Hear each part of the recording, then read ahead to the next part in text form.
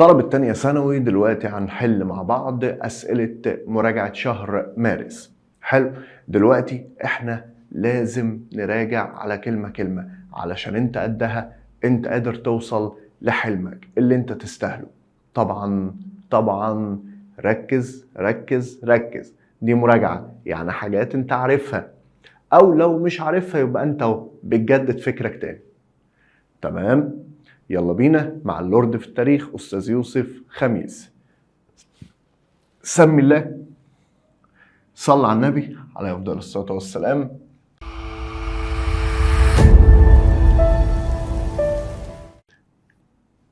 أول سؤال معنا: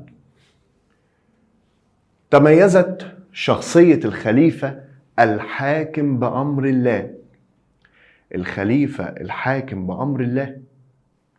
طب الخليفة ده هو أنه دولة؟ ده الدولة الفاطمية اللي هم مسلمين شيعة.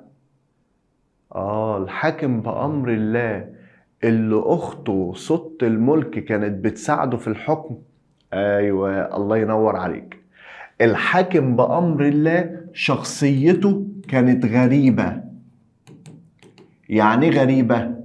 كان في نفس الوقت شجاع وجبان، في نفس الوقت قوي وضعيف، يعني إقدام وتراجع. إيه ده؟ يبقى الشخصية بتاعت الحاكم بأمر الله هي شخصية بتتصف بالتناقض والتضارب. ما تعرفش تناقض يعني هي مختلفة، ما تعرفش هو شخصيته عاملة ازاي. تمام، يلا بينا. يبقى ده كده أول سؤال معانا، راجعنا بيه اهو. استنتج خلت شروط صلح الإسكندرية من بعد المميزات، وكانت ممنوحة للرومان في بنود الاتفاق بين عمرو بن العاص والمقوقس أثناء حصار حصن بابليون. طيب، شروط صلح اسكندرية مع المفاوضات بتاعت حصن بابليون حاجة موجودة هنا ما كانتش موجودة هنا. ايه هي؟ هل الحق في تملك الأراضي، الحصول على الأمان، الحرية، الإعفاء؟ اللي موجود هنا ومش موجود هنا كانت الحق في تملك الأراضي. ايه ده ليه؟ حصن بابليون قلنا للروم اللي انتوا هتعيشوا في أمان وليكوا الحق انك تقعدوا وليكوا الأراضي بتاعتكم، هنحمي الأراضي بتاعتكم والفلوس وممتلكاتكم وكل حاجة، يبقى انتوا هنا ليكوا أراضي. طب هنا لا، انتوا هنا يا روم هتمشوا من مصر نهائيا، يعني مالكش الحق في تملك الايه؟ في تملك الاراضي. الله ينور. 3.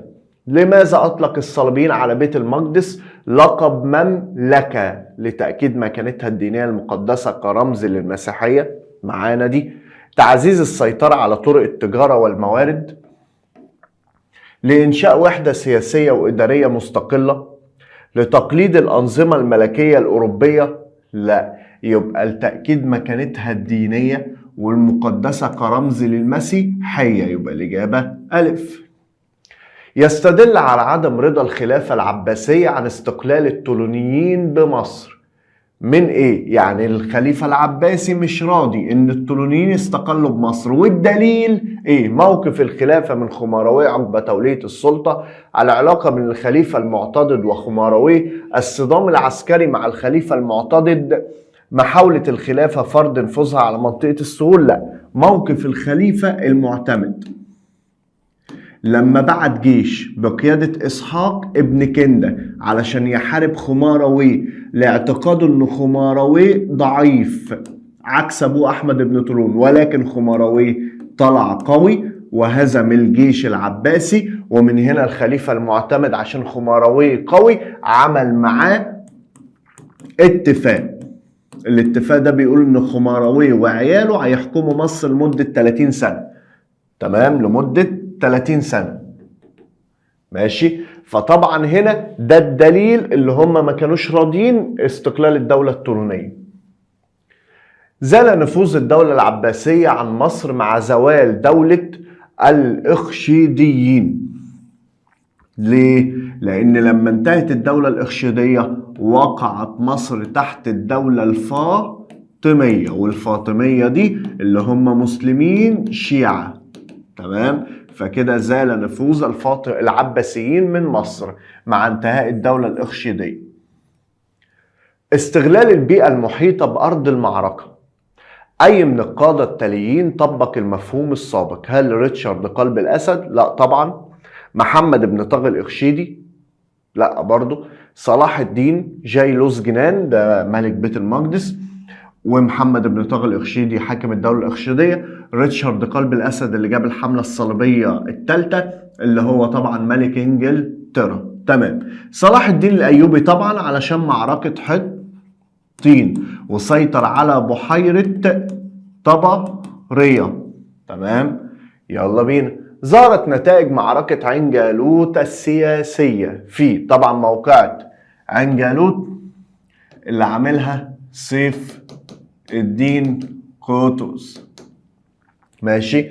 ظهرت نتائج المعركة السياسية رد اعتبار الخلافة الأيوبية؟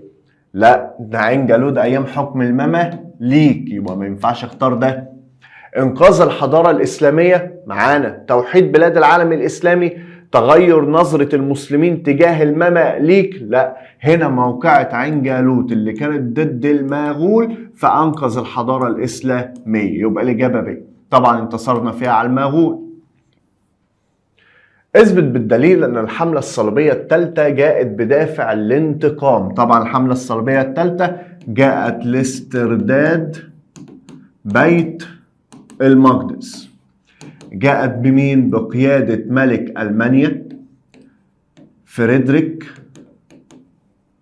بربروسا، بقيادة ملك فرنسا فيليب أغسطس، ملك انجلترا ريتشارد قلب الأسد. بص الثلاثة جايين بجيش أوروبي كبير علشان يستردوا بيت المقدس، وطبعا حاربهم صلاح الدين، وطبعا ده ما جاش لأنه مات غرقان وحصل خلاف بين ده وده، فده أخذ بعضه ومشى، فاتفضل ريتشارد قلب الأسد. صلاح الدين طبعا حاربهم وطبعا ما قدروش ينتصروا على صلاح الدين، وعملوا في الآخر صلح اسمه صلح الإيه؟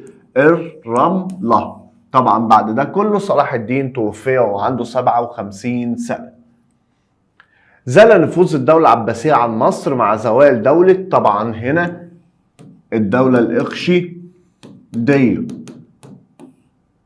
ماشي. طبعا الدولة الإخشيدية انتهت فجت الدولة الفاطمية. ما مدى مصداقية العبارة الآتية؟ لم تكن سمات شخصية أحمد بن طولون العامل الرئيسي في تثبيت أركان دولته، بل كان هناك عوامل أخرى. إيه العوامل الأخرى دي؟ قال لك العوامل الأخرى هي عوامل اجتماعية، اللي هو جه نائب عن بايك باك التركي جوز أمه، ونائب عن يرجوخ جوز أخته. تمام، فده خلاه يبقى في مصر. بعد كده بعد وفاتهم طبعا اتثبت في حكم مصر، بقى هو ولي ايه؟ بقى هو ولي مصر. طب حلو جدا. طب هنا عمل ايه كمان احمد بن طولون؟ انه هنا ضم الشعب الى حاشيته، يعني خلى الشعب المصري يشارك معاه في الحكم، ودي حاجة طبعا تفرح الشعب المصري. تعالى كمان عمل ايه؟ قال لك كمان انه اغدق عليهم بالهدايا والعطايا. بص عوامل ياما جدا، عطاهم هدايا، عطاهم فلوس، ضم الشعب الحاشية، وكمان هو جاء العوامل الاجتماعية. فاهم؟ كل ده خلاه اللي هو يثبت حكمه في مصر. يرجع إصرار الفاطميين على ضرورة ضم مصر أملاكهم في المقام الأول إلى موقع مصر الجغرافي، تأمين دولتهم في بلاد الأندلس، مساندة طبعا هنا موقع مصر الجغرافي المتميز. انتقال المعز لدين الله الفاطمي اللي هو الخليفة الفاطمي لمصر، هو كان قاعد فين؟ مقرهم في المغرب. ماشي. وانتقاله لمصر فبقى أصبحت مصر هي مركز الخلافة الفاطمية، هي مقر الحكومة المركزية، واتخذها عاصمة لدولته. جعل مصر في حالة عداء مباشر مع المغاربة العباسيين الإخشيديين الحجازيين، لا طبعا العباسيين، وما ينفعش المغاربة لأن أصلا مقرهم برضو كان دولة المغرب، فهم معاهم المغرب تحت حكمهم. الإخشيديين هم قضوا على الإخشيديين في مصر، ماشي، والحجاز هم بعد كده سيطروا عليها اللي هي تبع العباسيين، فهم طبعا في مواجهة مباشرة مع العباسيين. وجه الشبه بين الحملة الصليبية الخامسة والستة يتمثل في موقف الملك الكامل المتخاذل من بيت المقدس، استيلاء الصليبيين على دمياط، لا، انتصار المصريين على الصليبيين معانا، الصراع بين البيت الأيوبي، لا برضه. يبقى احنا هنختار ما بين ألف وجيم. حملة صليبية خامسة، الملك الكامل أبدى تساهلا مع الصليبيين وكان بيقول لهم ايه؟ خدوا بيت المقدس وسيبوا دمياط، سيبوا مصر. تمام؟ الحملة الصليبية الستة اللي كان في صراع ما بين الملك الكامل والمعظم عيسى أخوه، ماشي؟ فيبقى هنا ما ينفعش اختار ده. ايه اللي حصل؟ موقف الملك الكامل المتخاذل من بيت المقدس، لان هنا عمل معاهم معاهدة يافا، كان بيقول لهم خدوا بيت الايه؟ بيت المقدس. ايه رأيك بقى؟ يبقى هنا ده متخاذل، يبقى الإجابة ألف. نستخلص من أحوال مصر تحت الحكم الرومان أن المصريين كانوا مصدر السلطة التشريعية، يمثلون مصدر السلطة، أدوات للإنتاج الاقتصادي. طبعا المصريين أدوات للإنتاج الاقتصادي، لدرجة أن الرومان كانوا بياخدوا من مصر سنويا 135 ألف طن من القمح، ده سنويا. تمام؟ من خلال النص المقابل نستنتج أن بنيامين أدرك مدى شهادة بنيامين وسماحة الإسلام في مصر عندما بلغ بنيامين إعلان الأمان، خرج من مخبأه اللي كان مستخبي فيه في الصحراء، حلو، ودخل اسكندرية ورجع تاني بابا الكنيسة الأرثوذكسية في مصر في اسكندرية، وده كان طبعا تحت حكم ايه؟ حكم المسلمين، غير الحال في ظل الاستعمار الروماني.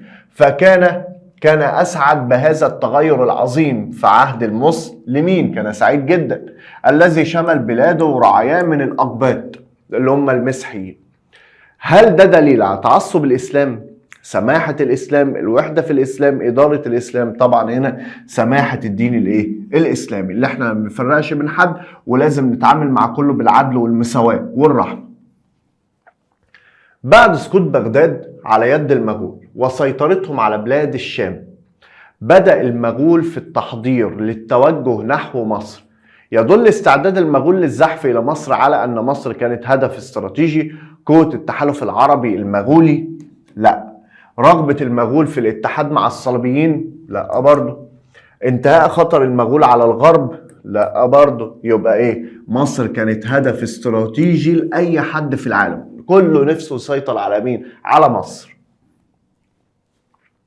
يدل حرص أحمد بن طولون على تبعية مصر للدولة العباسية عليه ضعف قوته العسكرية، تخوفه من هجمات الفاطميين، حنكته ومهارته، صلاته الاجتماعية بالخلافة. طبعا أحمد بن طولون تبعية مصر للدولة العباسية، حنكته ومهارته السياسية، تمام، إن هو ذكي. العلاقة بين أمير الكرك، طبعا أمير الكرك اللي هو أرناط، ماشي، أو اسمه رينوشاتيو. معركة حطين طبعا اللي احنا أخدنا فيها بحيرة طبرية، سيطرنا عليها لأيام صلاح الدين الأيوبي، ماشي.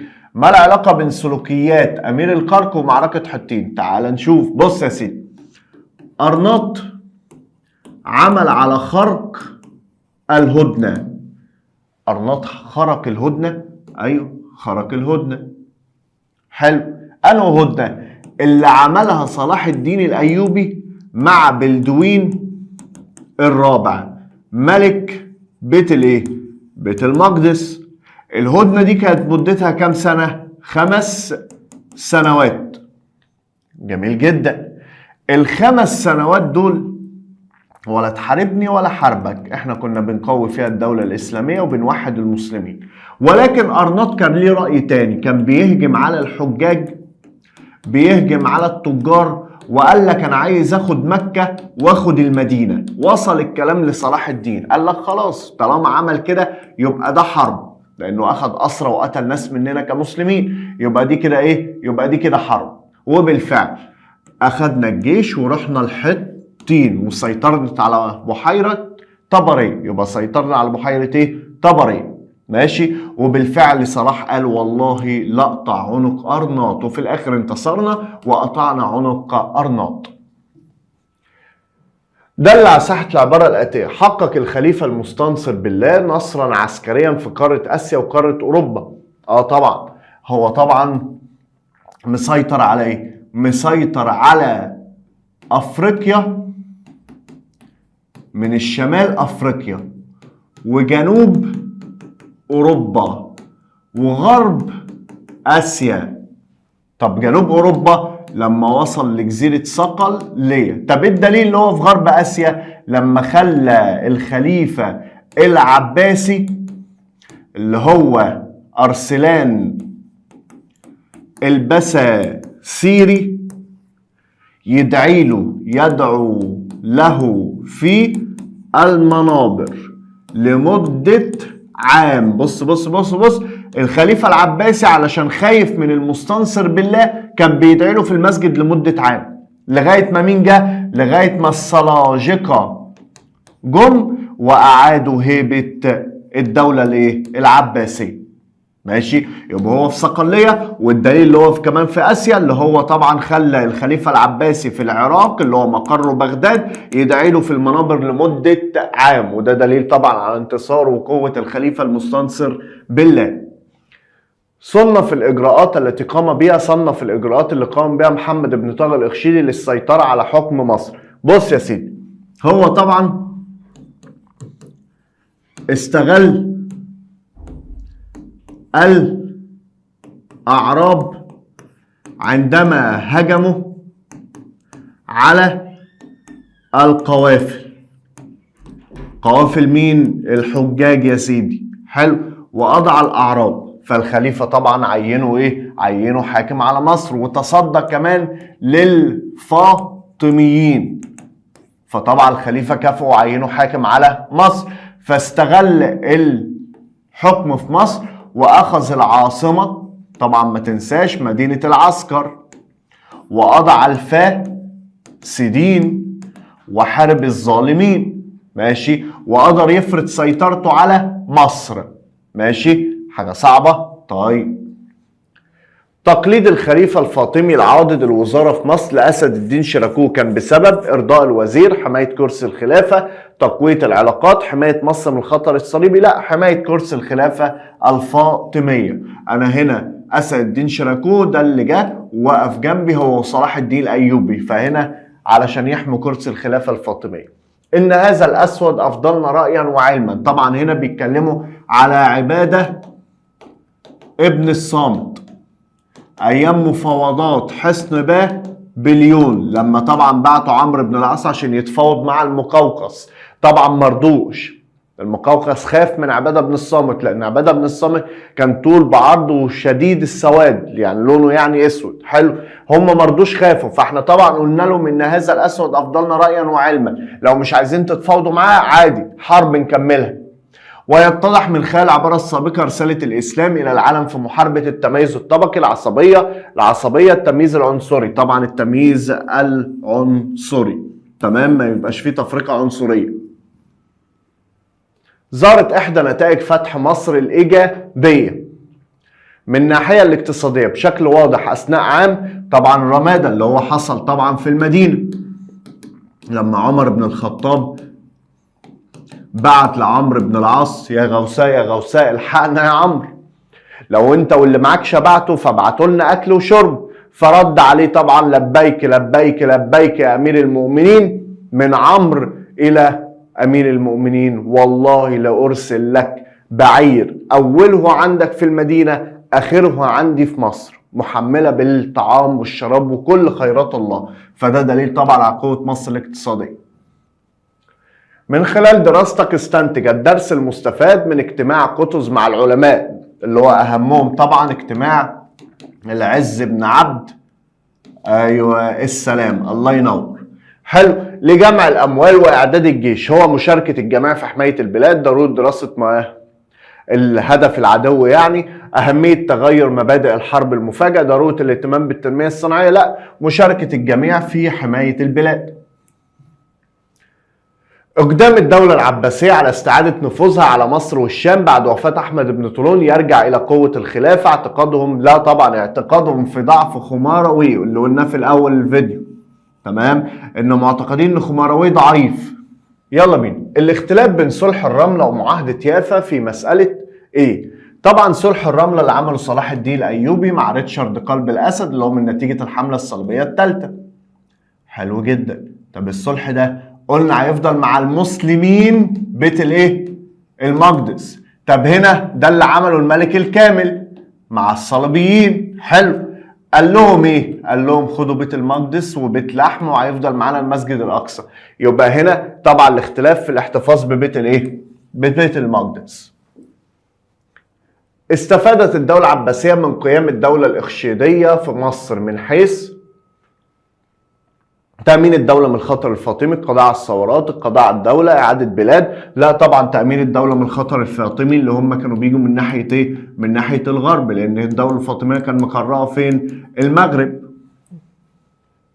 ما مدى مصداقية العبارة الآتية؟ تحققت آمال وطموحات الفاطميين في ضم مصر على يد جوهر الصقلي. طبعا أصبحت مصر بعد ذلك قوة وعون للفاطميين، وأصبحت بعد ذلك هي مقر الخلافة الفاطمية، وقدروا طبعا يعملوا توسعات ناحية الشام وناحية شبه الجزيرة العربية. الطبيعة الجغرافية والتخطيط لمعركة حطين. إن دراسة الطبيعة الجغرافية أثناء تخطيط المعركة يساهم في تحقيق النصر. أكد على صحة هذه المقولة مما درست في معركة حطين. طبعا قام المسلمين بالسيطرة على بحيرة طبرية لأن بها الماء العذب. يبقى احنا معانا المية العذبة، سيطرنا عليها علشان يشتد على الصليبيين في المعركة الظم يعني العطش، فلا يستطيعوا مواصلة القتال، وبالفعل انتصرنا عليهم في هذه المعركة اللي قلناها برضه. حد العلاقة بين عمل عمرو بن العاص بالتجارة وفتح مصر. طبعا عمرو بن العاص كان يتاجر مع الروم في مصر قبل دخوله الإسلام، كان بيتاجر طبعا معاهم في الجلود والعطور وهكذا، تمام. فأصبح يعرف خريطة مصر وأحوال مصر تحت حكم الرومان، وهذا ساعده على فتح ايه؟ ساعده على فتح مصر. وبكده خلصنا المراجعة. مراجعتك سهلة، ما فيهاش حاجة، أسئلة حلوة، أسئلة شاملة بكل الأفكار الدروس بتاعتك. يا رب تكون استفدت. انت قدها، انت هتقدر توصل، ما تقلقش، ربنا معاك وشايفك انت بتعمل ايه من سعيك وتعبك علشان توصل لحلمك. مع اللورد في التاريخ يوسف خميس. مع السلامة.